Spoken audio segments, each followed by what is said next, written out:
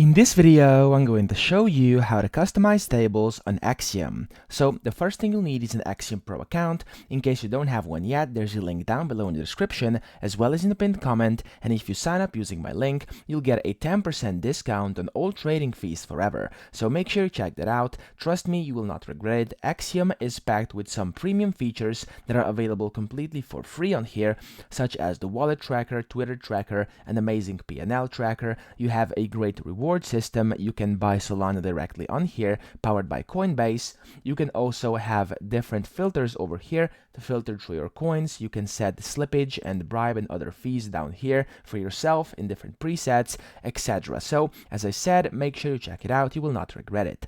Now, to actually customize tables on Axiom, here's what you have to do. You want to open up a random coin, so the coin you are trading, for example, or just the one to set the settings. So I'm just going to go into a random one over here, for example, this cheese. And then down below here at the bottom, you have different tabs. So you have trades, positions, orders, and then you also have holders, top traders, and dev tokens, okay?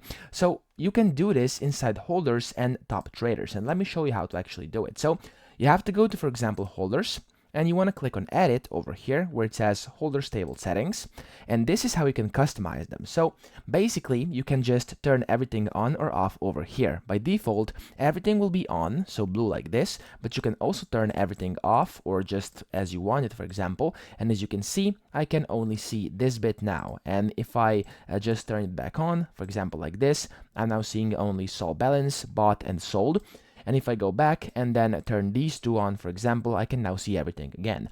What's very important here is that these settings are separate for holders and top trades. So, top traders. So if I, for example, turn these three off, I can only see two over here.